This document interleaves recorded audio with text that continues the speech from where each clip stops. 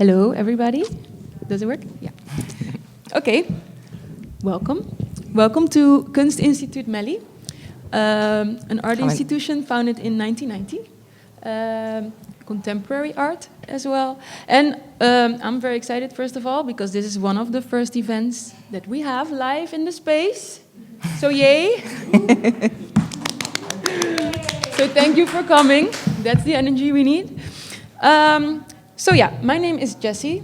I work here as a curator of collective learning. Means that I am responsible for widening and broadening the audience and communities for the art institution by organizing educational events and educational projects. And today, I want to welcome you guys to this first book event of the year. We had to postpone it 2 times, so we're very happy that it now can happen. But we're here with Sasha Dees. Welcome, and thank you for being here. Mm-hmm. We're going to discuss your book, Entangled Species. Does anyone already have read it? I want to see hands and stuff. Read it? Yeah? Very good, very good. We also have it here, so afterwards you can get a copy, and Sasha can sign, of course. So very excited about that.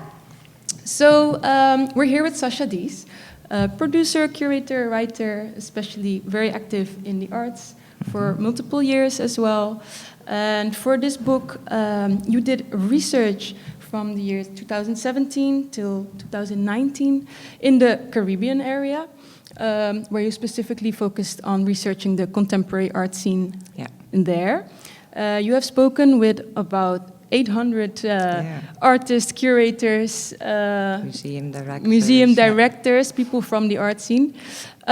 So yeah, my first question to you as well is, how did it all start? Like, where did you start? How did you come up with the idea to do this? And well, I worked in the Caribbean already for a long time, so like for 20 years, and with artists from the Caribbean, or artists here from the Caribbean, and in New York also.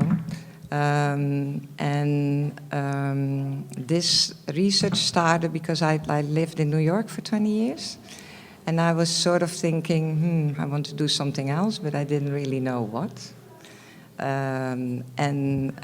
Mike Jongsma, who was a grant maker from the Mondrian Fund, asked me why I never asked for a grant. I should come and talk about what the possibilities were. And so I had a conversation, and they kept asking me about my work in the Caribbean. So I had thought, oh, maybe I can go to Asia and maybe, find something, do new things. But I figured, well, I think they probably are interested in people doing something in the region. And while working there, everybody always complained about that they don't know about each other, and they feel nobody knows about them there outside. If there are exhibitions on contemporary art, it's mostly people from the Caribbean, but the diaspora who already lives in the country.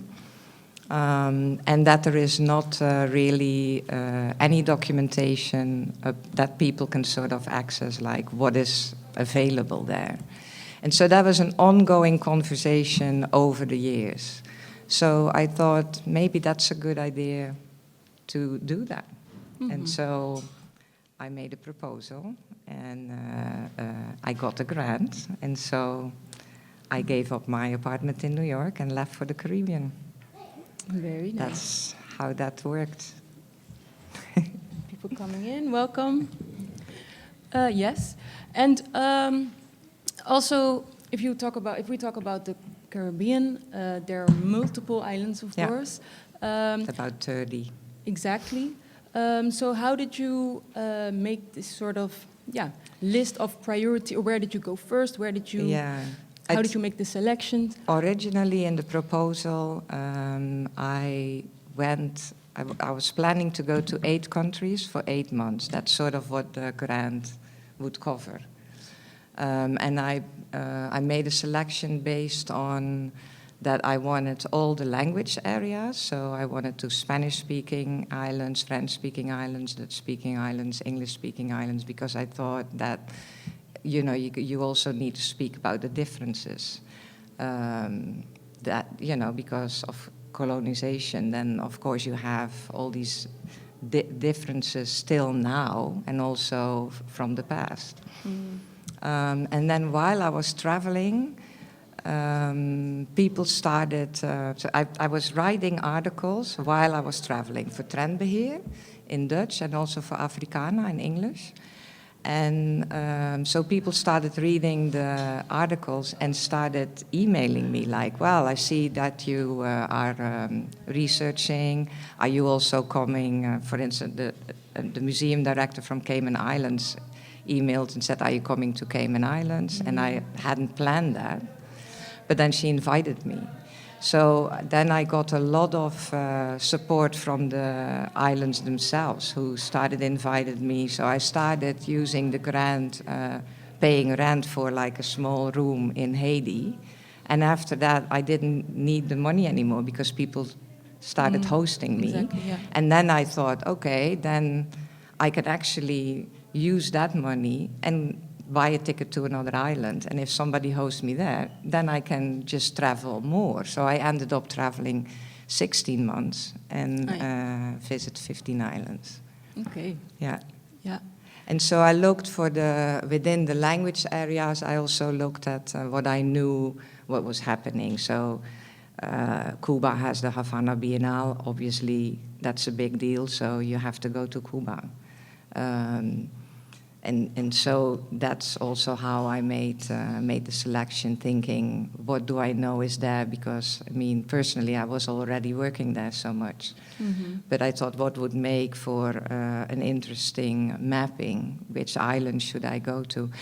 I would have wanted to go to Martinique or Guadeloupe, but I just didn't manage to go. That ticket was really expensive. I didn't know anybody there that wanted to host me, so I just couldn't afford it anymore. Exactly. Yeah, and you also speak in your book about traveling between islands, how difficult that is. Yeah. Exactly. It's very difficult because there's no direct flights. There's only a few, and so you fly from one island to another to basically fly back in a circle to the island next to the island you came from, and I really wanted to experience that, so I didn't want to fly out of the region to come back, because mostly people fly to Miami and then back to another island or to Panama. But I really wanted to see how it is if you just want to travel within the region. And that's very difficult and extremely expensive. Yeah, exactly. Yeah, and also what you mentioned, that some of the people working in the art fields have invited you there. How did you manage to curate your research as well, to speak to several artists? Like, not all of them, of course, invited you, so you also... I just started with everybody that I knew. So if I went to an island and I know somebody, then I just approached them, and then it sort of naturally went from there. So when I started, I thought like, oh, it's going to be really difficult. I'm not going to meet that many people probably if I don't know them.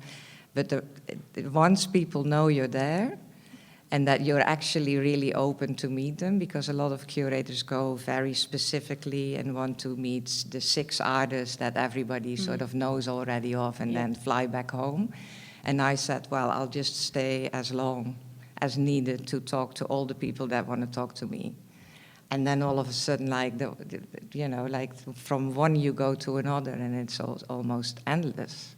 So that's why in the end, which is, I'm also not an official researcher, so in the end I realized I've met almost 900 people. I have over 3,000 hours of interviews taped. I mean, it's ridiculously much, I mean, it's too much to actually then write a book, and then you had to make a selection. But it was, I think it was good to do it in that way anyway, because also within the islands, everybody was really happy that here's this person that is genuinely interested, who takes their time.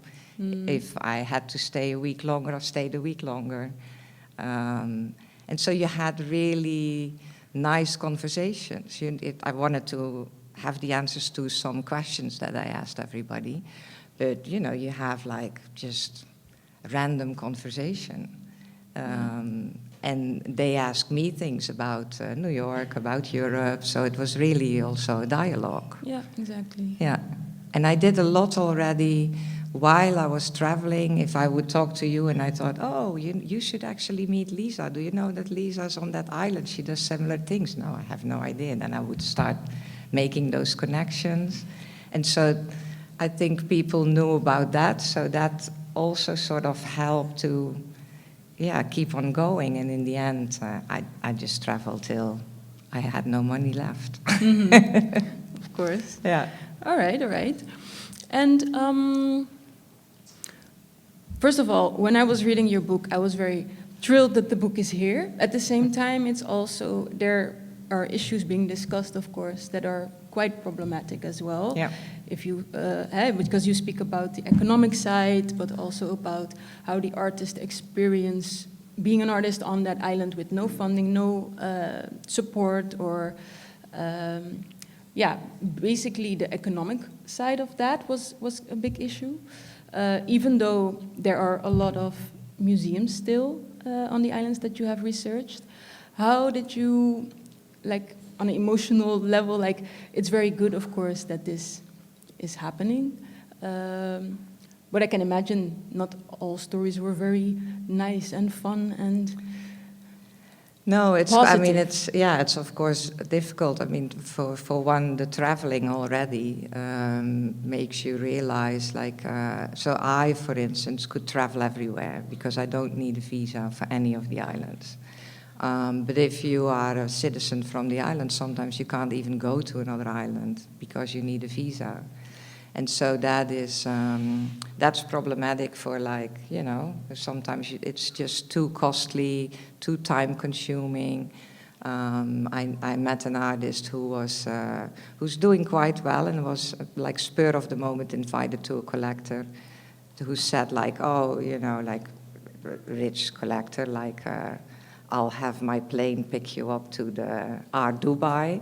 But yeah, you know, no visa. And it's not a visa, because people think, oh yeah, we have a visa sometimes needed, but we fly somewhere and then you get a stamp in your passport, you pay $25 and you go in anyway.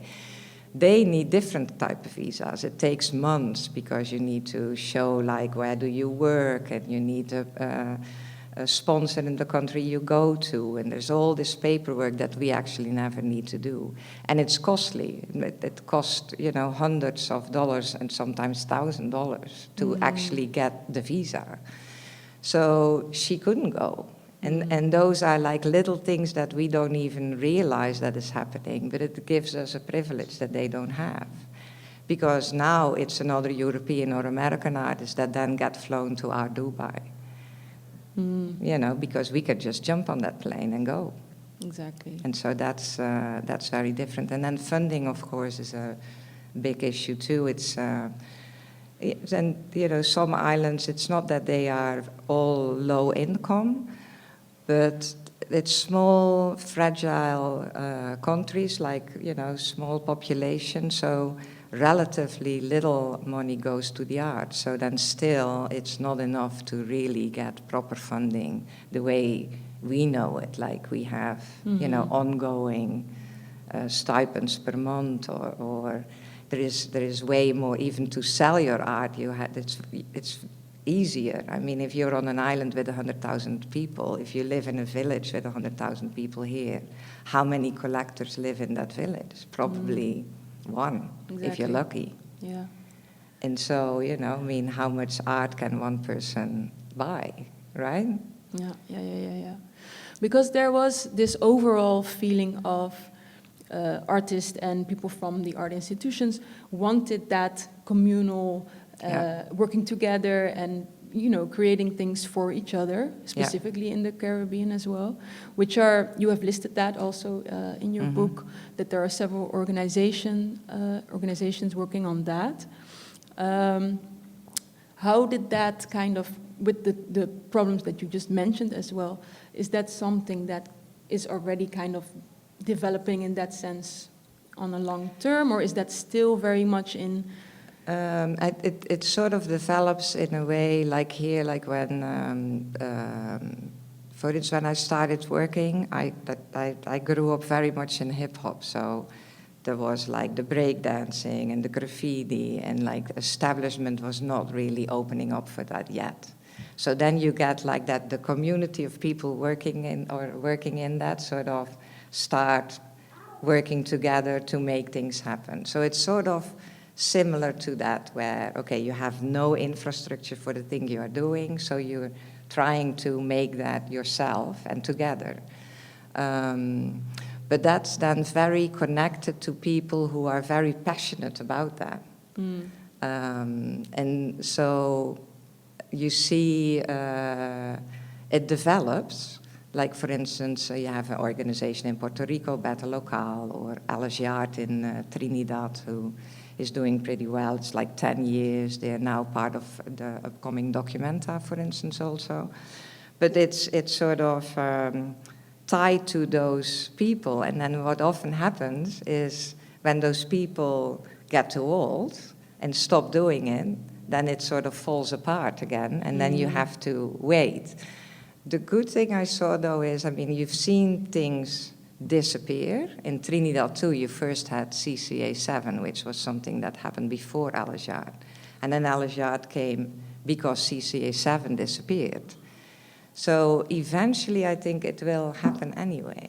And that was actually the positive part, because even in Haiti, I noticed, I mean, that's really poor. There's like no support for the art. But there is a lot of art still, even when the people have no money. So you really see like, wow, okay, there is this urgency with certain people. It's really that. We say that, right? Like, oh, there is an urgency we have. There you actually see that. It's a choice between, am I buying today some rice with sauce that I'm going to eat? Or am I only buying rice, and then the money I have for the sauce, I'm buying a pencil because I found a piece of carton, and then I'm making an artwork. And then they do the ladder. Yeah. It's still happening. And I thought that was, because Haiti was very difficult to be in, I found. But that was actually really a very positive experience. I'm like, wow, so art really is part of food, breathing, drinking, and making art. It's, the culture. Yeah. Yeah, because that's also interesting, and you also wrote about that, that if you look at contemporary art and the notion of contemporary art, how that has been developed as becoming a class thing, also regarding the art fairs or the art I mean, art is pretty elitist in a way. Yeah, pretty elite, exactly. So if you look at that, regarding they're making art for the culture, in the culture, and that is part of the culture, and how art has been established as a very elitist thing. Can you say something about that kind of contrast between, because you also mentioned that two of the biggest biennials started actually in the Caribbean as well. So how did that contrast is a bit... Well, that was the positive thing, that so things do happen. And for Cuba, of course, the Havana Biennale, it's like a real political thing, because it was the only communist country in the Western Hemisphere. And so they had to make a point. And of course, at that time, they were sponsored by Russia. So there was the money to do it also. But they still do it, because it's now so embedded in what Cuba is. And if you go, like I always enjoy, and there's a lot of problematic things around Cuba, of course, but I did enjoy how much, all the people really participate in the Havana Biennale as an audience.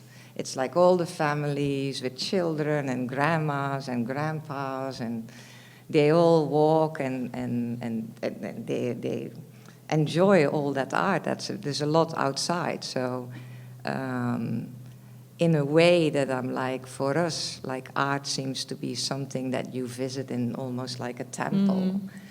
And for instance, I went to one exhibition and they had an art piece by Mel Edwards, it's an American artist.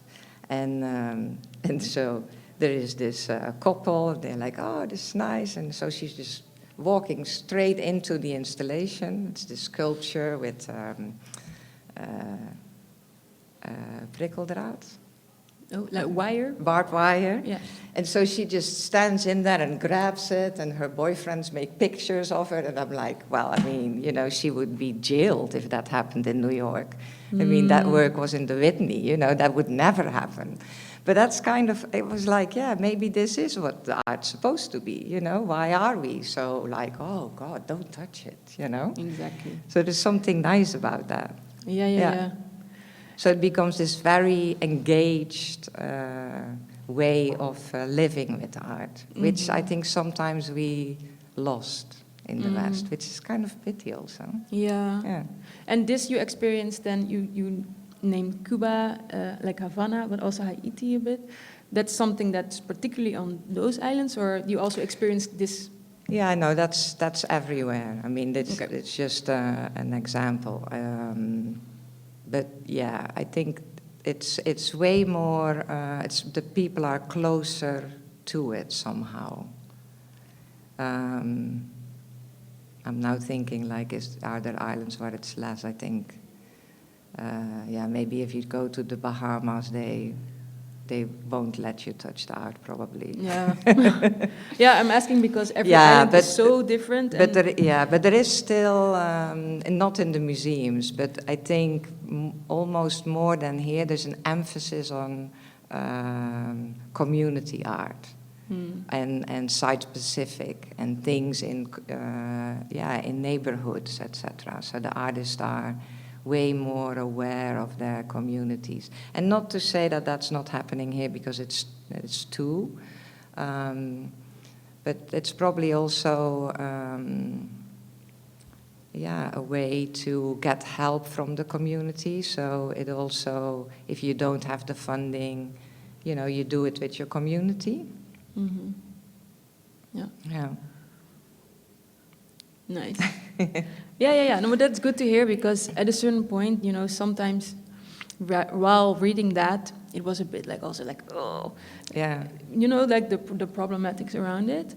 So that's of course very nice that there is this kind of because if I can share some of my own experience, I was last November I went to Ateliers 89 in Aruba, which is kind of an art school that is based there, run by Elvis Lopez, who is also an artist.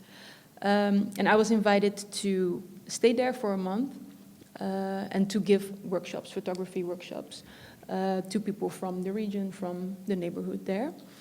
And when I got there, I was actually quite hopeful of singing people and music and dance and food on the streets and those kind of things, because from this European point of view, we have, of course, this notion of paradise, the Caribbean, those kind of things, and exotic. And this was my first time to visit Aruba. So at that point, I was like, okay, let's go Aruba and this and that. But when I got there, and when I spoke to several artists there as well, it was also very like, no, it's not happening, we cannot do anything, there's no money, there's no this, there's no that. So it was all very, very blunt, basically like, it's shit. Mm-hmm. That was the vibe that was kind of there. And of course, Ateliers 89 is then one of the few organizations there that is bringing those people together, of course, and you also speak about that in your book, which also leads me to the way of art education in the Caribbean, which is also very different than in European standards, of course. And what I found very interesting also is that you spoke with one of the artists, and the difference between if they would go out of the island to America, for example, and study there, because in the Caribbean there are few schools and educational opportunities. I believe from the top of my head, only 2 master programs, one in Cuba, one in Jamaica. Yeah. Puerto Rico. Yeah, and Puerto Rico. Not Jamaica. Oh, not Jamaica. No. Okay, sorry. So that if the people from the Caribbean would go to America to study there, that they would encounter this different kind of curriculum with a different view on the islands, of course, with less representation and those kind of things. And this is something that was also happening when I was there in November. So just to give an example there, that culture of art at that point, and of course it had to do with COVID. Things got closed. There was less money because of tourism was decreased and such. But yeah, there was this. I was a bit torn by the fact that it was not that alive or not that present, and that people were actually kind of. Everyone I spoke to there was a bit like, yeah, I don't know what to do. But it's also because they speak to you. So the longer you stay and the more you become part of it, you see things are actually happening. There's also this first thing, you come from Europe or from the States. Then the first thing is, of course, nagging that you have money and I don't. And I think artists nag anyway. I mean, we nag here too, I mean, the whole discussion about fair pay and etc. Like, we feel also that we don't get enough money. So that's the first thing we say, oh, no, it's not enough. But then if you just keep being around, you see actually, I mean, we are all doing stuff. And that's the same in Aruba too. And on the islands, and there's also this interesting thing where there is not that much happening as in Holland or as in the States. Of course not, because this is a vast Europe with like lots of people, and you live on an island with 100,000 people. How many artists realistically can you have within 100,000 people? And how many museums do you want to have for 100,000 people?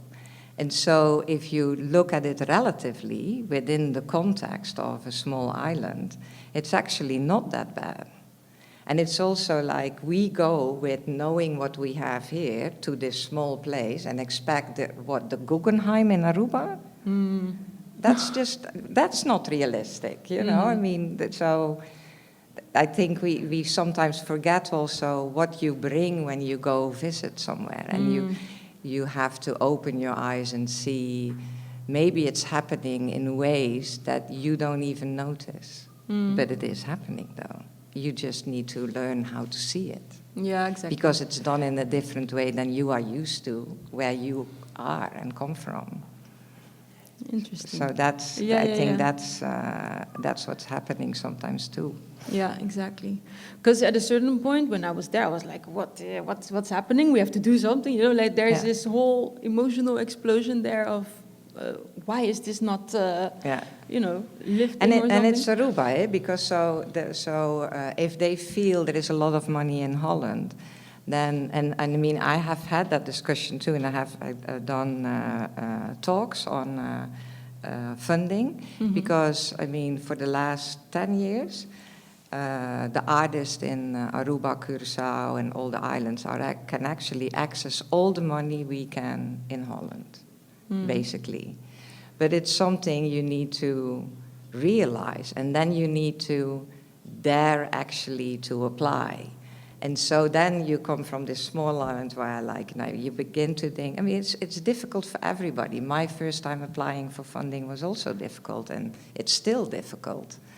And then you see, like they go online, and we are used to Holland being so regulated, like you have to read all the things, all the rules and regulations, and We are used to that because that's just what's happening in everything we do in Holland. But if you live on an island, that's very overwhelming. And then it's small. So how many fundraisers are on a small island that help you, that you can call and say, I want to apply for funding, but I don't know how to do it. Can you help me?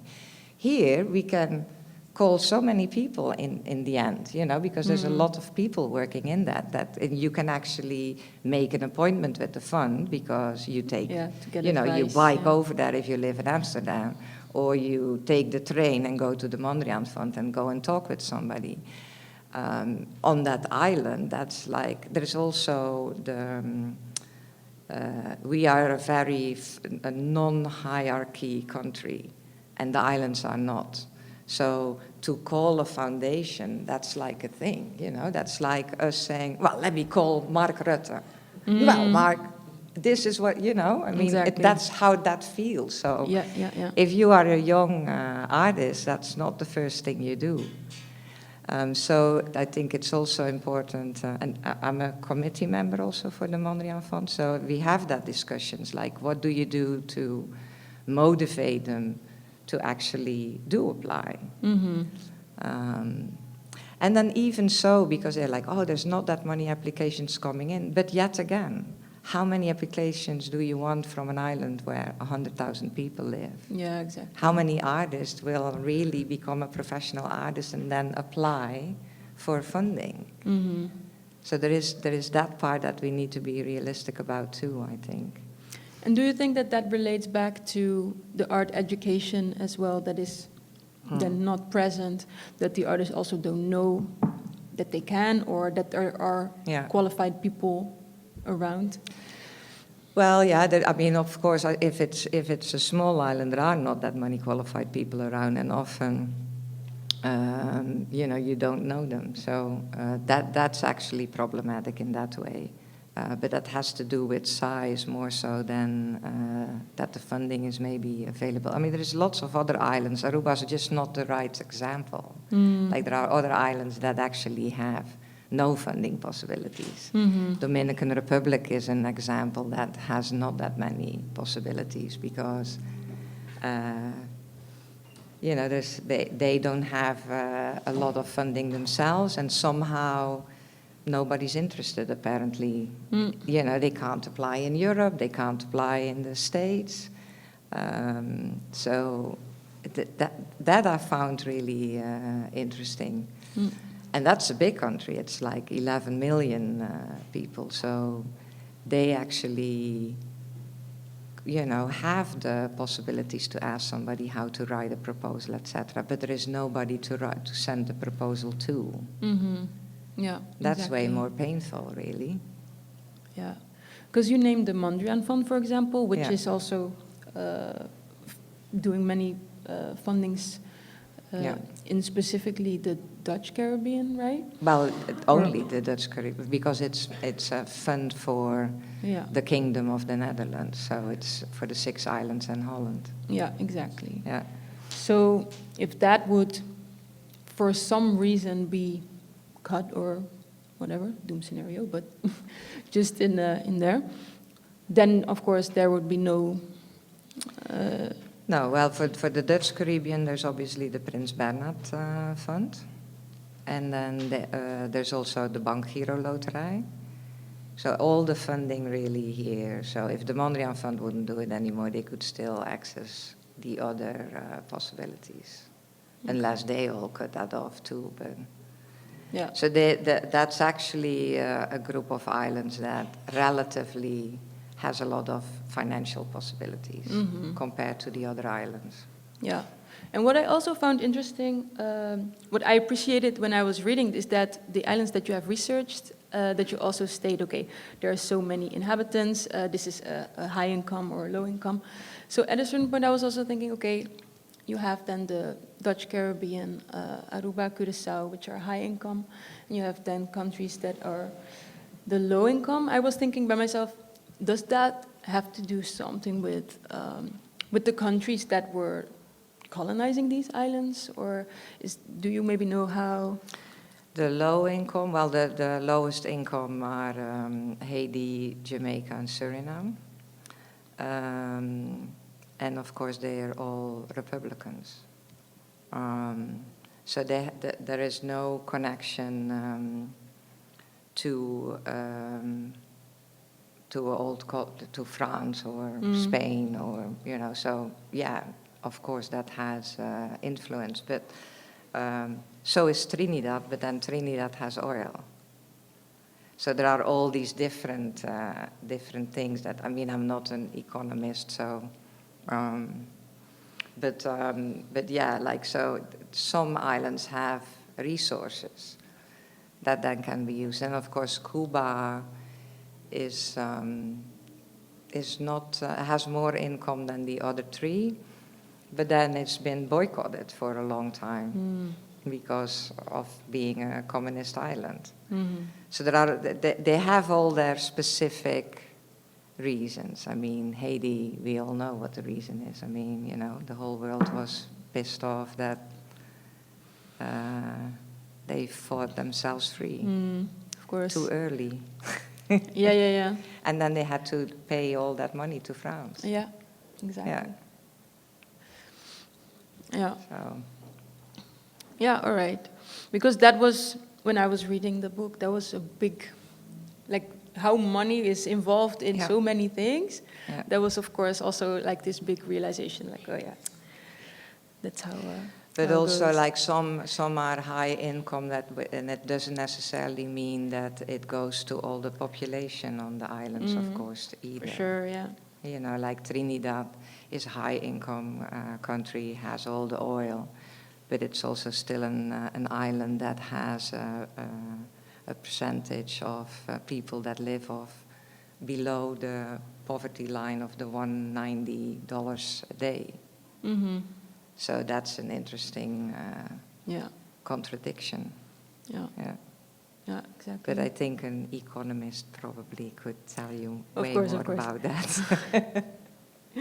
Yeah, because also, just to add, and then continue on something else, but in Aruba, what also was noticeable was that the high-rise strip, of course, is full of Gucci stores and Chanel and all those kind of things. But that if you go like more inland to the inhabitants, like to the neighborhoods, that was all like, not being taken care of, or that the streets have holes and those kind of things. So it's very interesting to have everything then in place. How that. How that works. I mean, it's like that's what they make money of, and of course also it's being invested in by hotel chains that are not from Aruba. And of course that's what they invest in, their own hotel and the surrounding of the hotel, and they don't invest in a neighborhood that they are not interested in. Yeah.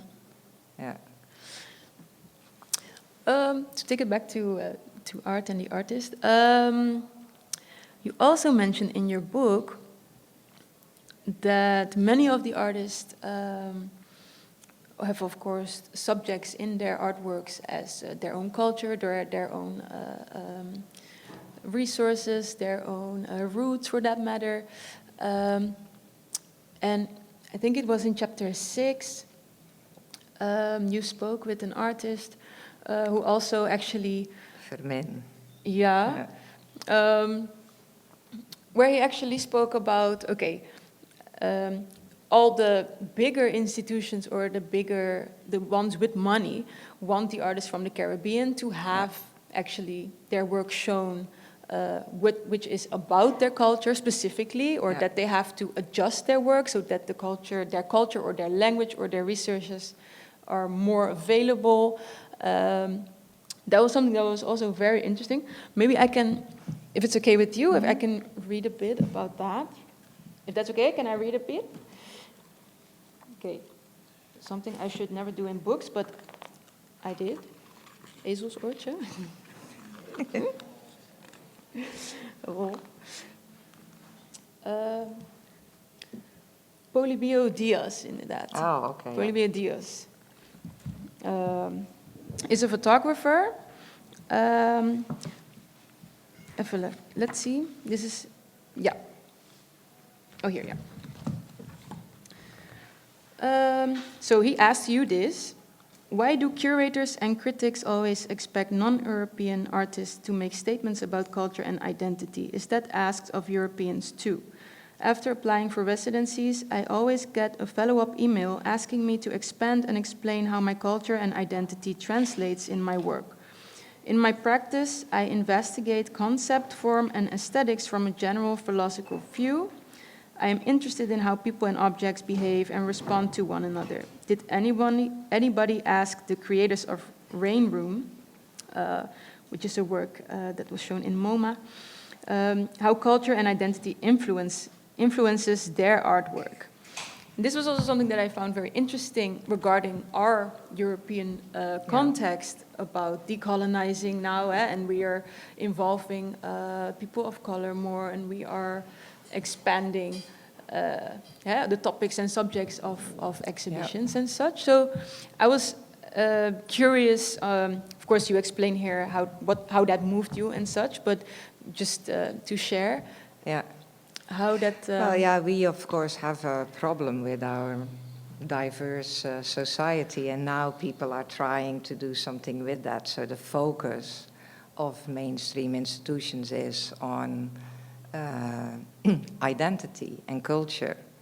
But, you know, that doesn't mean that there are no artists that might have, I don't know, in Holland, Moroccan or Surinamese or Caribbean roots, that they, you know, why would they not be allowed to just talk about form or mere aesthetics?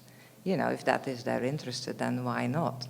And so it's okay to sort of include also the identity and the culture, but why not also include this other part? I mean, I'm still interested in going.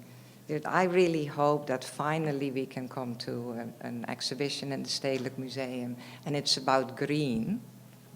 That's the topic, and that I see artists and they come from anywhere. You know, I mean, that is really inclusive to me. Exactly. And this is still very specific, not to say that it's not important to talk about that, because we haven't in Holland. But we also need to come to terms with the fact that while we haven't done things maybe for a century, there's no way on earth we're gonna correct that. You can't solve that. You just need to sit on the blisters and say, that's fucked up that we didn't do that. Let's do it better now, and then start from now and do it better. And not, because now I feel that we do give this burden to people also from the Caribbean, like, oh, I forgot something, please explain it to me. But maybe that person was not busy doing that. So why am I not asking him what he or she is busy doing over there? And am I not interested in that? So Exactly. now all of a sudden they need to give me the PowerPoint on what did I miss in the past 100 years? That's not their problem, is it? I mean, unless they are interested in it themselves, then by all means. But if they want to do something else, let's give space for that too, because otherwise we need to correct that 100 years from now. Exactly. Is how I feel. And that's kind of like what he was pointing out, you know? I mean, yeah, why can't he come to the Rijksacademie and just make cubes like Donald Judd did? You know, why not? Because he's from Dominican Republic. So now he needs to do what? Like, I don't know, if you come from Haiti, it all needs to be about voodoo. Not to say that there is no art about that, but maybe there's also an artist not doing that. Exactly. And why would that not be valuable? Because that's what he's doing right now. And at the same time, I was happy to read that he was also thinking like that and saying that. Because, of course, you can also imagine that within these hierarchical ways of thinking, that if an institution or a higher art organization would invite an artist, of course, that is an opportunity so many artists would take that. And there is a lot of that where people are like, well, let me just adjust a little bit. At least I get to be exhibited over there, and I get a ticket, and I go there. And I mean, you can't blame people. I mean, we do that here too. Like if you get an opportunity, you might sort of shift. I mean, you hear that everywhere. A lot of artists get picked up by a gallery and then they want to move on, and the gallery say, yeah, but the orange paintings sell so well, can you do a few more orange paintings? And they do it. I mean, that's here too. But yeah, I think we at least need to be aware of that. It's sort of, in that vein also, the artist from the cover, as you can see on the cover, he all of a sudden, because it sort of is as if we don't feel that an artist then cannot make universal work, almost, like. And so he never shows skin or faces or hair. So, and he said, like, he started doing that because he doesn't want to show sexuality, gender, race, any of it, because he sort of gets sick of being judged by that because he's from Dominican Republic. And so, you know, or he's gay. And all of a sudden, because he's from Dominican Republic, his work needs to be about that. Because, you know, like we have also a value about, like we are so free about that subject. And they are not, so they then have to make work about it. And some do. But, you know, there are problems here too. So it's, and that's interesting to begin with, because we all sort of now say like, oh, in Africa things happen, but we forget that the whole implementation of if you're gay, you get a death sentence was Queen Victoria implementing it in Africa. I mean, you know, the last Ugandan king had like a male harem. That was totally fine until she arrived. I mean, you know, and so things change, and now again we act as if they are not civil, but that's what we did then too, by implementing those laws that we now are against. Yeah. So it's, you know, like it's good to be aware of history in that way also. Yeah, exactly. Exactly. Okay, and to go back to some of the organizations that are, combining artists from the different regions. For example, you spoke about, for example, the Tilting Axis. That is a conference held annually by specific people, also curators, Annelie Davis and Holly Bainu. Which, by the way, to make a sidetrack, we are now also working with in the institution with a multiple-year program where they actually curate the exhibitions that we have. So at the moment we have an exhibition of Jasmine Thomas Girvan, who's from Jamaica, and that will then stay on view till March, and then after will be another artist that they had picked from the regions over there, and it will be a multiple-year collaboration there. Just to say that, also to share experience, to have been working with those two. But can you maybe share some of your thoughts and experience about witnessing something like a Tilting Axis that is actually organized to bring people from the art scene and art world together to discuss and to, be solidaire with each other, of course. Yeah.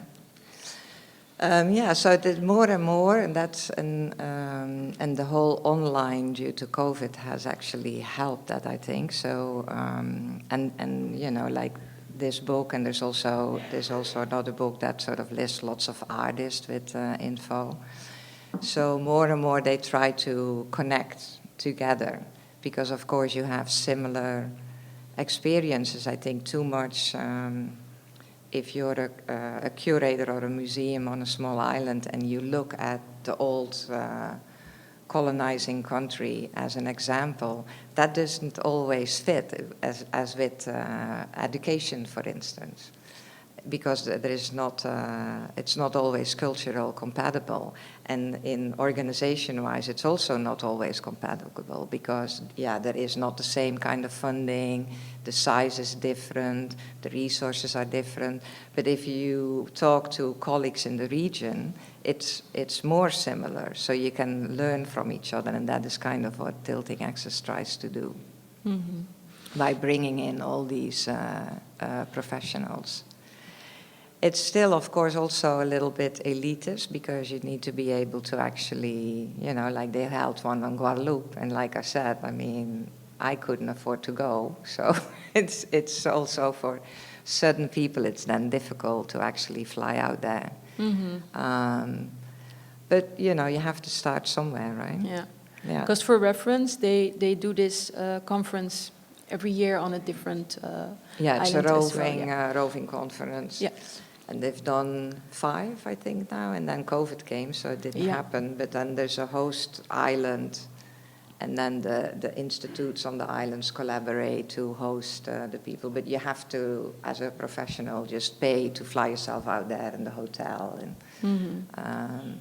And so you do need need to have those resources. So it's mostly people who are working at the Ministry of Culture or bigger museums, or you know, or islands where they have funding and they get funding to go. Yeah, exactly. I actually was at that one in Guadeloupe. Ah, okay. Which was for me also arranged from here, from the institution, to get to know the curators Holly and Annelie, who were also providing this. But yeah, indeed, what you say, this was also a discussion at that point, because it was very much, of course, about decolonizing the arts, and it brought together artists from different islands, also curators, also gallery owners or museum directors. Yeah, it's really for art professionals, not for artists. Yeah, exactly. Yeah. Some artists were, of course, there, but they were then invited personally by the curators. But it was, very interesting how that went, and how people came from all over the country, actually. Not only from the region, but there were also people from China coming to the conference as well. This was, for me at least, that was very mind-blowing that this was happening. And that I was also able to meet many artists and curators. And actually, because I was there, I got to get invited to go to Aruba as well. Yeah. I was very happily surprised and learned really a lot by just the conference, which was 3 days, 3-day conference. Yeah. Yeah. Exactly. Yeah, they do try to invite, so to have the people from the region, and then have interesting people from outside that are interested in the region. So then you do get like China and some American, and then also they try to make connections with institutes and have like a young person get a fellowship. So, for instance, het Nieuwe Instituut in Rotterdam which is doing, here down the street. Is doing a collaboration. Stedelijk Museum will do one for the next. Yeah, we're all in that same collaboration as well. Yeah, and they have that with the University of Austin in the States. Yeah. So there's different with Scotland. Yeah. Yeah. So it's a nice way of trying to get people out of the region and do things outside. Yeah, to network, indeed. Yeah. Yeah. Yeah. It's not all bad. Of course. I'm actually curious if there are people in the audience who have comments or questions or want to share an experience. The floor is open. Or any questions for Sasha?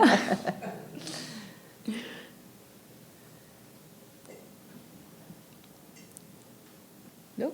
Okay. Then I have another question.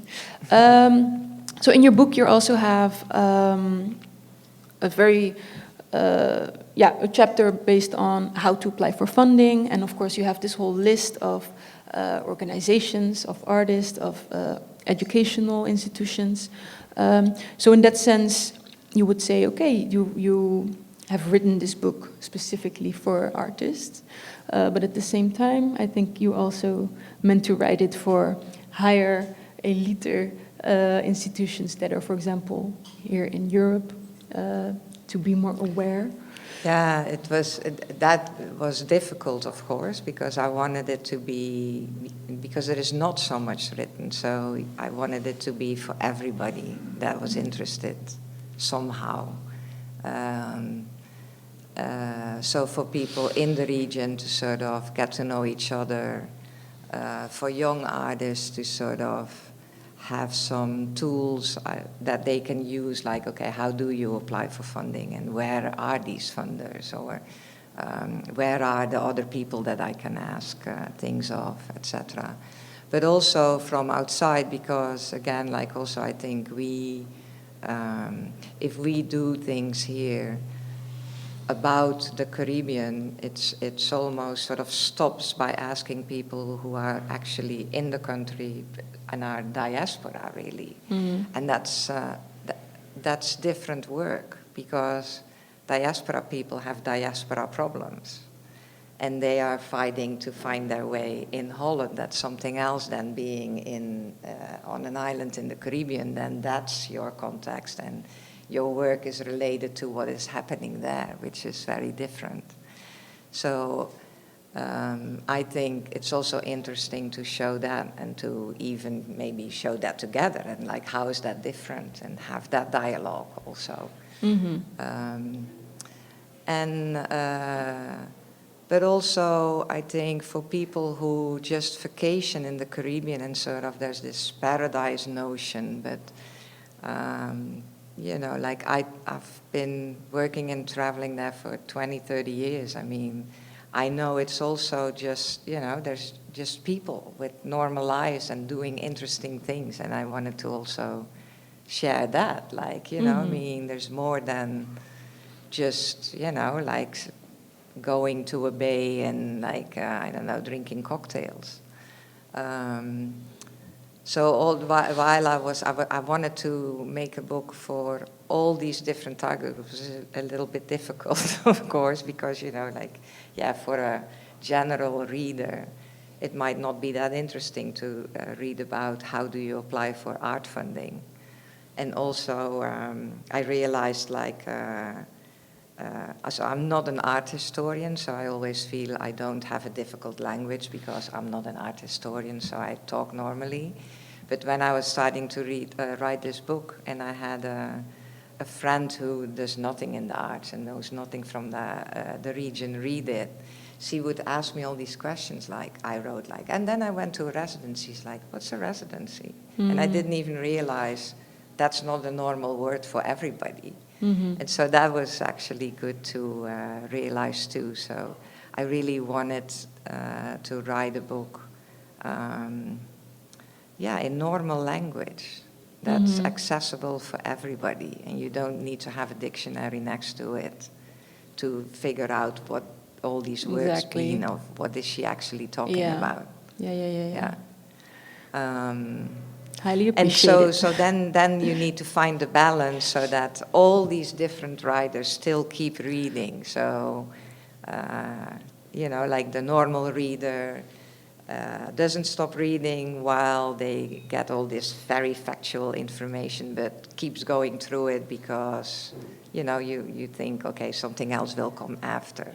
Mm-hmm. Or now I'm actually interested, like the friend who was reading the book actually, after the whole book, like then, I think in last year, they all of a sudden sent me this picture of her and her husband in Friese in New York, and they said, well, we figured, you know, like I was now interested, and so we're here on Friese. We figured, like, let's go to an art fair and what this really is. And that was really fun because I was like, they wouldn't have never done that if they didn't read the book. Mm. And now all of a sudden they did, or you know, they go to a museum and she would call me like after reading the chapter museum, she said, I went to the Met and I realized there was no Caribbean artist at all. Frankly, there was no black artist. You know, all of a sudden she realizes that. And I thought, that's what I want too. Yeah. You know, I want to sort of, I hope that my wandering sort of, you know, traveling excites people to sort of see different things and be excited. So yes, there are a lot of problems, but I hope it also conveys my excitement about the region. Yeah, and for sure, like for sure. The, you know, like the incredible things against all odds that people actually do and make. That's also why so many color pictures like this, in all of this and the problems you read, this is the art that is made there, and it's, you know, it's worth seeing. Yes. You should go see it. Yes. Buy it. Exhibit it. Exactly. No, it was very highly appreciated that it was written, like very easy written. At a certain point, you just say, I hate bridges. That was very, me too. So that's highly appreciated. And also, another question that I had regarding... I think, did you? Oh. I had a question. Question? Yes. Yeah. First of all, great insights. Thanks for doing this project. Yeah. Do I have to pose the question in English? I don't know, yeah. Preferably... Yeah.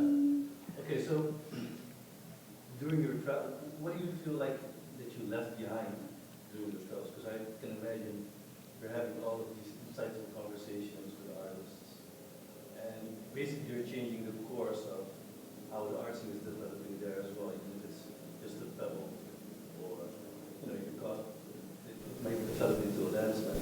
Yeah. Do you feel like you, after all of this traveling, changed the course of how the art scene is developing? Well, that would be way too much credit. Yeah, but you know, it starts with a snowflake. Yeah, I know. Yeah, that's. I think because I was traveling, what I could leave behind is, for instance, making those connections between people already, like even before writing the book, which you know I got back from people. I need to be at the microphone too, I guess, right? Which I got back a lot, like, you know, how, and I also, I made Excel lists of everybody that I spoke to, and I would, so per island, and I shared that with everybody that I spoke to. So in retrospect, what I heard back is that all of a sudden, you know, all these people could find each other and actually did, or would say like, oh, you know, I mean, I'm now doing this.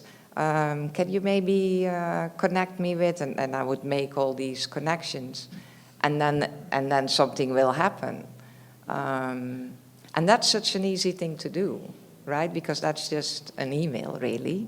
You just need to know the people, and so I did a lot of that, and I think I left that behind, where there is way more connection now. Just because of all these, of all this sharing of information.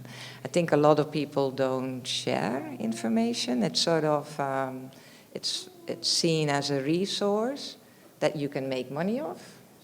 Whereas I think if you share it wide and far, in the end, something will happen to me that I'll make money off too. But now lots of other people will do that too. To me, it works like that, you know, and sometimes it's not even money, it's something else. Like, that's what I noticed too, like I was helped by all these people, you know, and I traveled twice as long.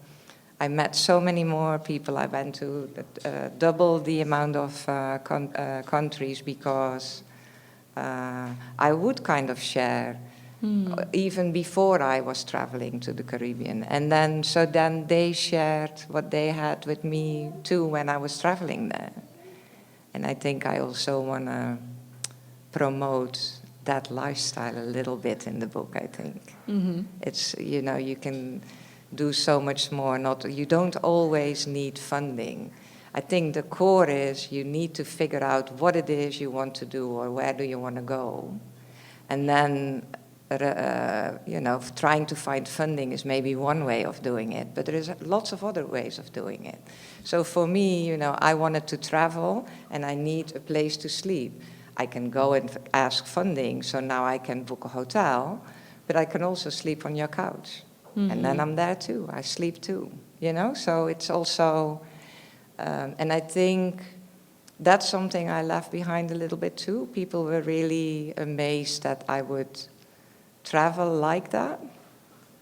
Like, oh wow, there is this white European middle-aged person who is not in an expensive hotel, paid for by her government, spends 1 hour with me, and then spends like 2 weeks on the beach.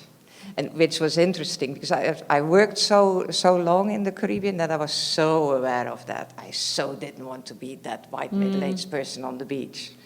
So then actually the person who was talking about this identity thing, that artist, so I traveled and traveled until somebody was noticing that there's no picture of me on the beach because I did not go to the beach, because at no way I wanted to even make anybody think that I was having funding to sit on the beach.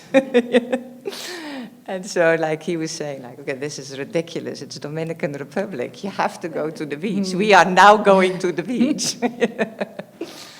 But I mean, it is, I think just being genuinely interested in each other. And that's not happening a lot apparently there, like to my amazement. That's what they all said, like, wow, you just sit here and it's not like 1 hour. It just goes until, and shall we eat something? Yeah, sure, let's go eat something. And do you want, yeah, sure, why not? That to really spend time and be with a person, which is the lingering I'm talking about. I think you learn so much more about each other if you linger. Yeah. And just sort of try to understand where is it, where am I really? And sort of also not think that you know it all, I mean, I was learning from them, that's why I was there. And so they were also interested in me, so you talk about that, but it's an equal exchange also, something like that. You talk about what you personally learned, and like you referred to like the challenges they face in regards to like funding and visas, but then also things they do well, like in regards to how they like see more like community art is more common.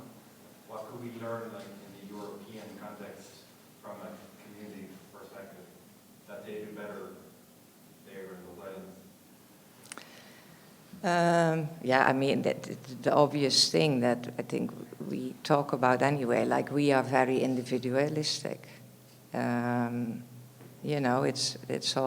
It's so much about ourselves and always sort of like, what can I get from this and what am I doing and how much money can I make? And it's generalistic, of course, but I think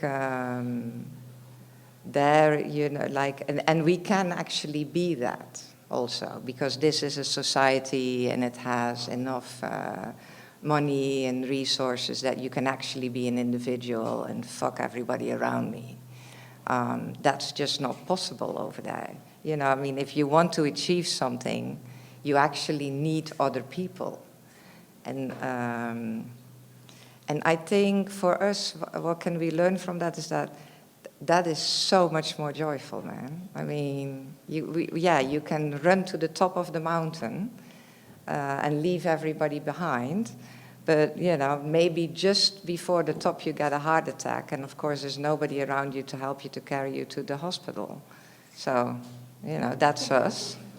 Or, you can all try to sort of climb the mountain, and if something happens, you help each other, and how much more fun is that, You do it together. eventually you get to that point too. But you do it together, it's much more joyful, I think. And sometimes we forget that. In a general way of speaking, of course, not everybody's like that, but that is a different. And not to say that there is, you know, it's all like, oh, we all love each other, or, you know, there's all kind of arguments and whatever happening too. But and yeah, but that is, if you have less money, you need to figure it out with each other how to do it, I think. Does that answer your question? Yeah, it's really that sort of really relevant. A journey I'm on my whole life to like seek community more. Yeah. It's so valuable. Yeah. So yeah, thank you. Any other questions? Can I add something? Yeah. You talked about, as I understood, you tried to write this book be accessible and valuable to the broad audience. You talked about how you work in the Caribbean, made an impact there by introducing people to each other, for example. What could the impact of the undersold sort of book for you be for organizations like the Mandela Funds or other funding organizations that would make your book feel successful for you? Well, I hope they all read it and then start doing. And actually, the Mondrian Fund does, and a lot of the committee members actually also got it. So I think, you know, so it's referred to when they, because of course artists from the 6 islands can apply. So now they can also read a little bit more about the context in that book. But I also hope that, I've also said like, okay, because people say like, oh, are you now gonna make an exhibition about Caribbean artists? And I don't want that. I wrote the book so a museum, for instance, can look at it and think, oh, this is interesting. I need to like invite these artists, but also invite a curator from there to actually come and show, present an exhibition from their perspective. So I hope the book does that in Holland, and museums. Some museums acquired it, right? I don't know who, you know, Jeroen is the publisher. So, and I hope that people from it. That is, the book is bought all over, you know, like also outside Holland, and you know, because it's in English. So also in the States and in Europe and. I sent one to Korea, and so that's interesting too. There's books to Saja Foundation, and so I hope it becomes, you know, the artist and the professional in it benefit from that by being maybe invited. Or I know some foundations have it and said like, oh yeah, we actually approached these people. We might want to do something with it. So that's awesome. Of course, you know, that's what you want. Yeah.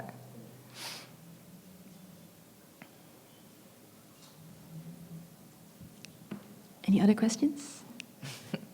Or comments? No? Mm-hmm. Just one more.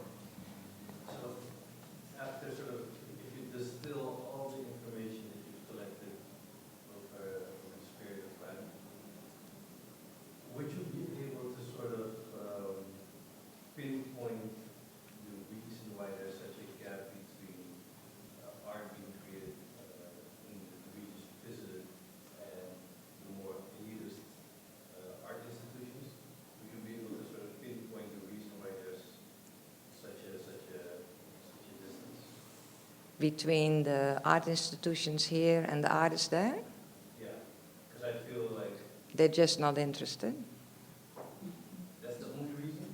I think that's the beginning, and then now slowly,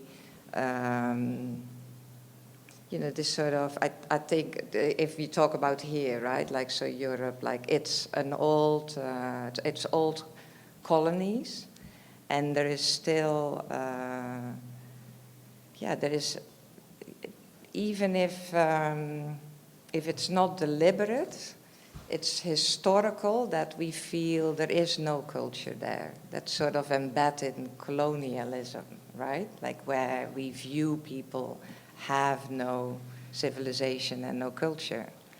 And I think that sort of lingers on until you prove otherwise.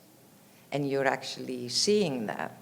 But if you don't go there to really find out, so you need to be curious. But why would they be curious? There is so much art here. They can make exhibitions with that. So there is no, there is no urgency like, oh my God, we ran out of art to exhibit in our museum. We need to go to a new territory to find some. That never happens, right? So if that would happen, then they would go. And otherwise, you need to, show something that sparks an interest. The interest now is decolonizing museums. So all of a sudden we're like, oh shit, oh yeah, we had Caribbean and Suriname and like, shit, there's something over there. Oh, there are some people living here. Let's just do Remy Jungerman. And I mean, I love Remy Jungerman, not to say that his art is not good, but that's then where you go to. So there is now a lot of those artists, so there's still not a real urgency to go to Suriname, literally, to see if there's something there. Laziness, in a way. I think, like sometimes I feel like, why are you not curious to go and find that out? We are so overwhelmed by what is available to us that it makes us numb and lazy, I think, lots of the time. That's a very personal remark, of course. I mean, it's not scientifically proven, so if anybody else has a different opinion. Well, the artist Diaz also in mentioning that, right? Yeah. That he also, he said to you also, like, nobody's interested in artists from the Dominican Republic. No significant economic, natural, or political disasters are happening. My country seems to have the handicap of doing relatively well. We have had no devastating earthquakes, and dictator Trujillo was not threatening the liberal capitalist world the way Castro was. The Dominican Republic's art community falls between the cracks and out of our sight. Yeah, exactly. It's like how the MoMA had this Haitian artwork, right? And the first time it got exhibited is after Trump made that remark. Now all of a sudden we're like, shit, wait, we had this Haitian painting, let's hang that on. Because now we actually make a political correct statement which benefits us. It's not even about the art, eh? Just to put Haitian art, period, no matter what was on it or who made it, makes us look good. And that's actually sad. Yeah. I just feel that there's this tendency for curators to sort of find the next sexy thing. Yeah. Hyperlocal might be the new or super global. Which is a little bit where that one artist was referring to, like, because everybody now wants this artist that do something like, look, we are actually showing something from Dominican. This is what Dominican Republic is. It's not about the art they make. It's about, we need to now, like, this is en vogue to sort of show that we also do something with this subject. And it's actually, so everybody's happy, but at least they get a chance. But it's also very ugly if you think about it. You wanted to say something? Yeah, I was wondering if you also had like this conversation about performance action with the Mondials. Yeah. Could you maybe share some of your thoughts? Not really, I'm not allowed, eh? Yeah. But yeah, I do. And I have to say, I am actually positively surprised by the committee meetings there, because in the beginning when I doubted if I wanted to be in the committee, and then one person who was part of the committee who selects the committee members said, like, no, you should do it. And I was like, oh, of course I need to, like, I was reading the application. I'm like, oh, I really want this to happen. Of course, nobody wants this. And then I was not the first one talking, and they all wanted it. I'm like, oh, okay, that's surprising. I don't even need to really fight for this, apparently. And it's almost now that everybody sort of is like, oh yeah, I guess we should do this. That now I see myself sometimes say like, no, it's actually not good, you know, and I'm like, oh, this is interesting. I'm actually now saying that we should not do this not white thing because it's not good. So it's, that's still a conversation, but there is some growth in it. But there's a lot of conversation, like there's a lot of conversation about different, I can share this, for instance. The Mondrian Fund has a new opportunity that artists can apply for a small grant to go to the Venice Biennale this year. And it sort of gives you money to actually go because, you know, sometimes artists think it's too expensive to go and it would be good for my network and to actually see a thing like this and be at the opening. So there is a grant for that for, I don't know, a number of artists. And so they advertise it. It's also available for the artists in the 6 islands. So we always get the newsletter first. So I got the newsletter, like, yeah, it's 750 euros, which you can fly to Italy and find an Airbnb from Holland. But 750 euros in June, July, you can't even fly out from the islands to Holland or to Europe because the ticket is more expensive. So I emailed them and I said, like, okay, it's nice that you opened this up, but I mean, 750 euros is not even enough for a ticket in that, because it's high season. A ticket by itself is already 1,500 euros. So you disqualify the artists from the islands then this way. Nobody's going to apply. And I had this whole explanation. And I think 3 days later, I got an email and they said, yeah, you're right. Like, so we changed it. And they advertised, and so the artists from the islands get actually 2,000 euros. So I thought that was actually really, I mean, that's really listening and learning, like, because they said, like, yeah, we just didn't think about that, actually. And they were sort of looking up, like, oh, if you fly from here to there, and realize, yeah, she's right, there's no way they can do it. So, so those conversations are there and things change. That's not with all the funding. I mean, I was part of the committee for the fund Podium Kunsten, and I actually ran off. I was like, okay, I mean, I can't do this. My heart and soul can't handle this. It was terrible, actually. So it's, yeah. It's, but you have to try, you know, and I think more and more people are also around, right? Like there's more people who can be in the committees and actually talk about this. It's not always that people don't want to, they just don't realize. Like with this Venice Biennale thing, it's they genuinely want it also, because they asked me to promote it, and I'm like, it's not enough money, nobody's gonna do it.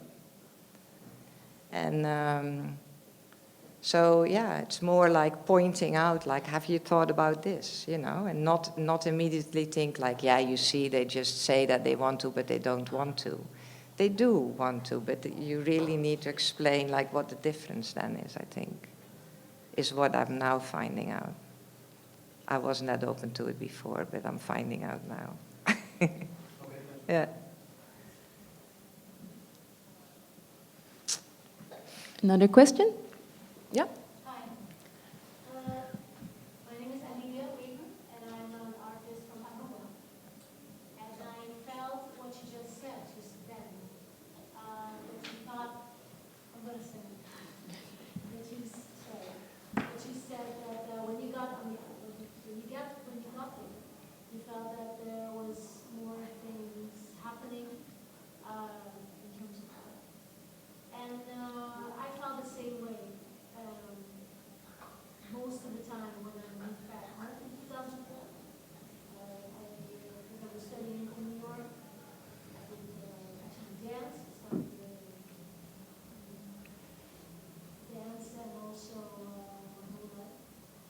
also when I came back home, I went to work as a dance school. So I had a luxury of teaching and having the space and having the time available to do that. So I took advantage of that, and then I became very creative, like trying to figure out. I know that there's not much growing there, there's not much happening there besides tourism. But I guess I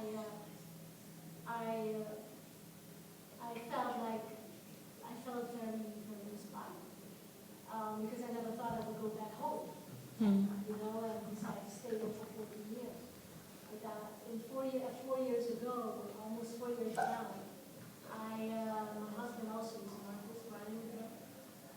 We decided, we felt that for a certain time, even though we created a platform for ourselves.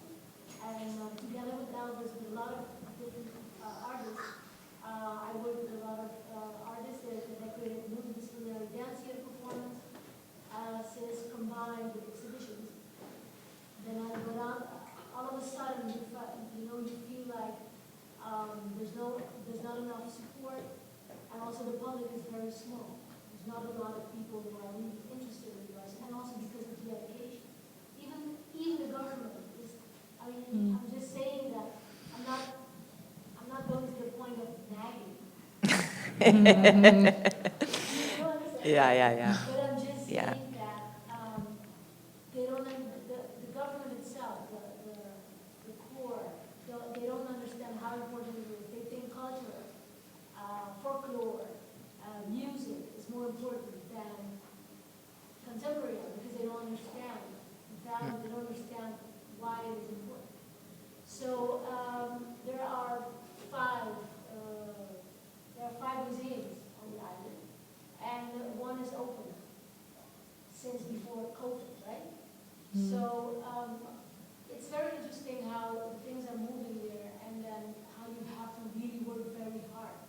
And of course, other jobs are if you're not a teacher, if you're not an expert, you need to find other ways to build up your work, to create your own path.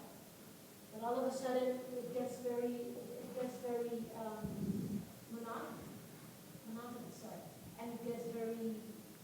Yes, you feel you're not moving anywhere. And also, I wanted to say that there's a big gap between the public, the artists, the fundings here, because like Sasha said before, there's no communication. They don't come to the island maybe every year or every 2 years. They come maybe, like I don't even remember the last time they were on the island. To give more information or to have somebody there, or to create workshops about how to write your own application. For example, my husband and I, we learned by ourselves, and it did work. I mean, it was a lot of work, and also trying to find, the right answers, the right ideas, and to create new ideas and concepts. But all of a sudden, it starts to work out, and I received funding from Kunstinstituut, and also Melly. I received 2 years ago the Barbados. So it is possible if you really want to, if you really want to work hard, and also one thing that the artists don't like to do is act. They would feel like, there's no money available, but you're not going to ask. You're not going to. It seems like they don't want to learn how to write, how to.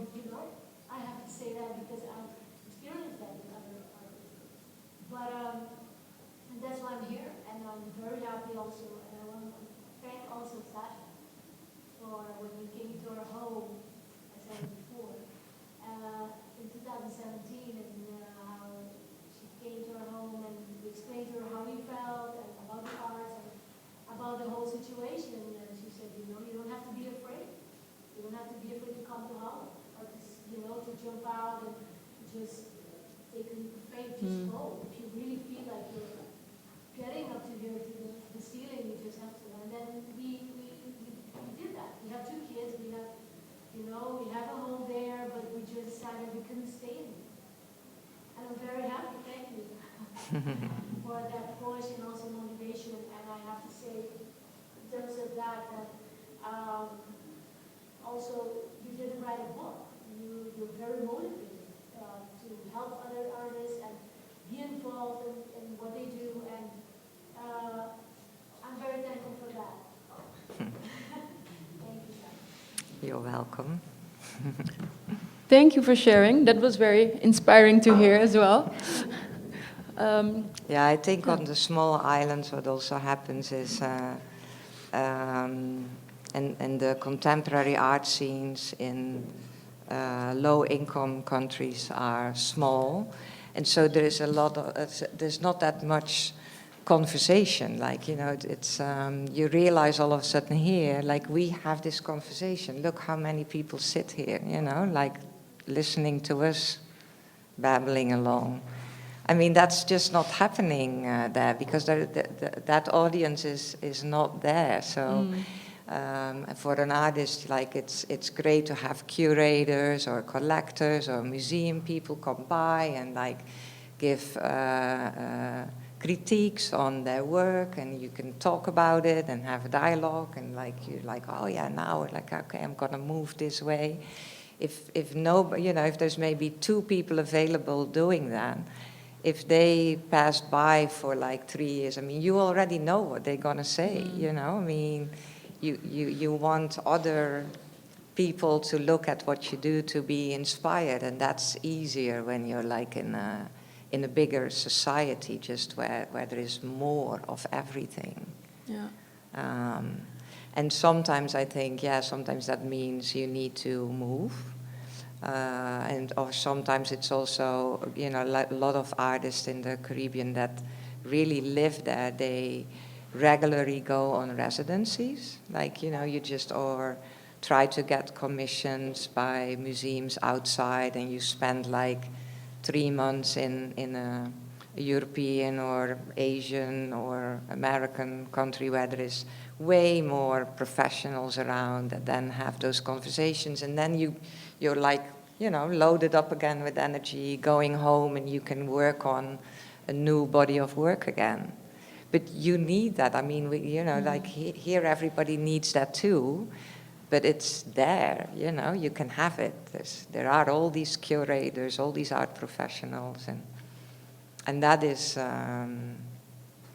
I think, going back to the question of Kai, I think what I also left behind was I was just this new person saying this maybe not new thing, but like, you know, motivating again.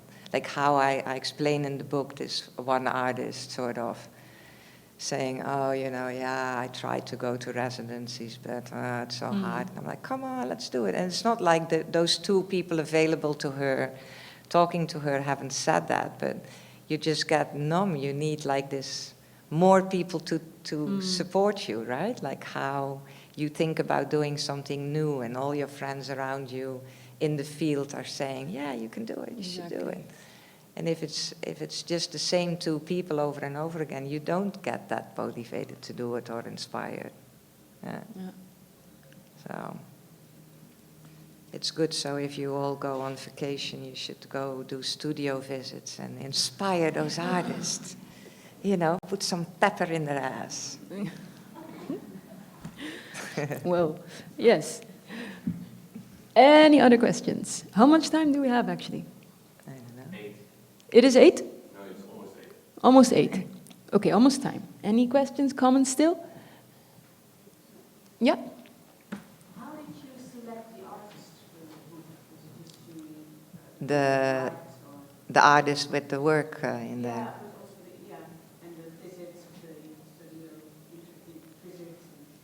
I mean, the Dominican Republic has more artists in contemporary art. Yeah, I explained it a little bit, maybe because you came. Yeah, so like the original going into it, like, so Dominican Republic is a good example because I didn't know anybody.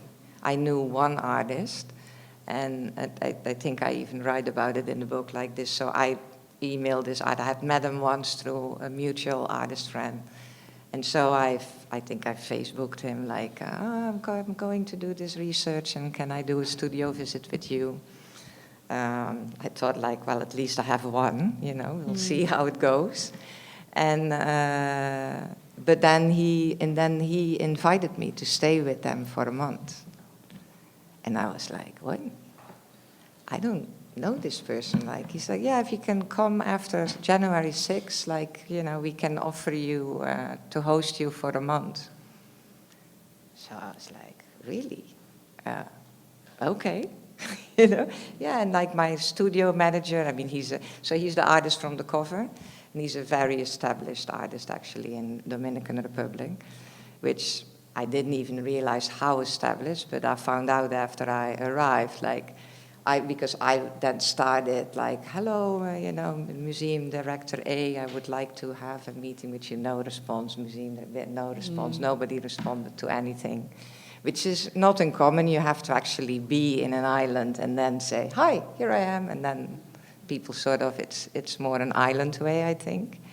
But in this case, like this one person, like I mean, I met like 100 people through him. And his studio manager would call and say like, so, you know, this curator is here now. Can I put her in a taxi? Yes, okay, she's coming now. And then all the doors went open. So that was amazing.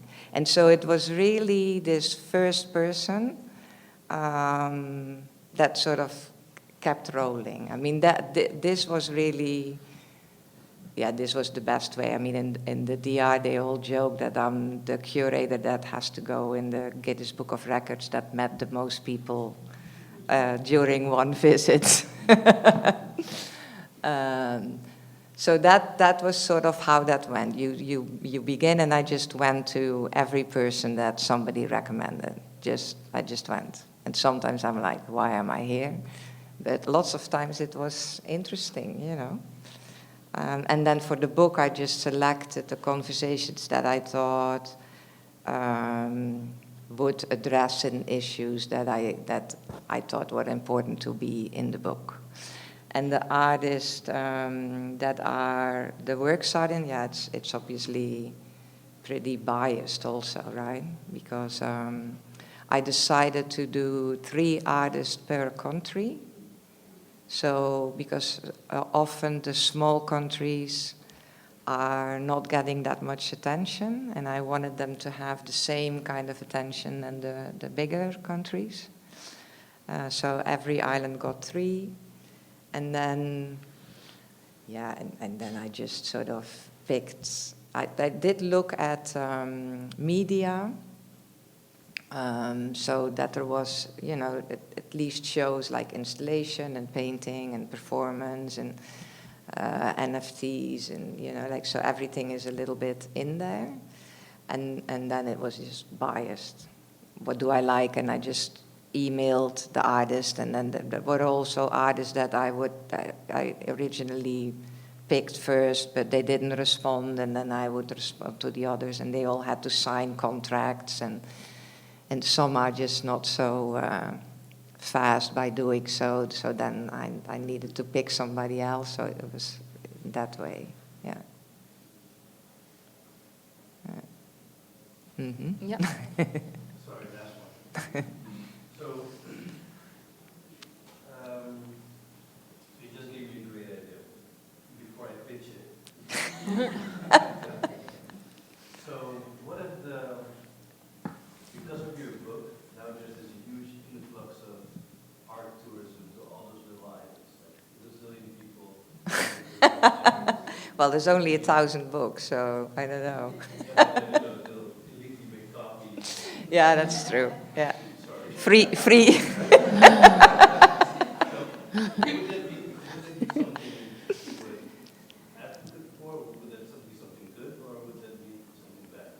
For tourists to go to the island? Or whatever. Is it something good to mobilize a lot of people to those islands to do studio visits and look at art? Yeah, I think so. I mean, you know, now all of a sudden I'm trying to imagine, like, all of a sudden 3 million Dutch people hop on a plane, like, to Saba. Then maybe not, but... Almost like a lonely planet for art in... Yeah. Because sometimes I travel and the first thing Yeah. galleries and... No. In that way, yes. So because also, you know, they all know, like, so the artists that are in the book are the artists that have a work in the book. But of course, I spoke to so much more, like to the 800-900 people. So, which is also in the book, is that I have permission to email anybody that wants those lists. I can send those lists, and they gave this address because yes, they actually do want you to call and say, "Can I do a studio visit?" Yeah, if you're, you know, interested in their art. So yeah, all go. And then buy something, and then send your mother or your sister. Yeah. The friend that you know works in a museum. Yeah. Tip of the Okay, day. so where is this travel agent that they can now book? Exactly. Anyone.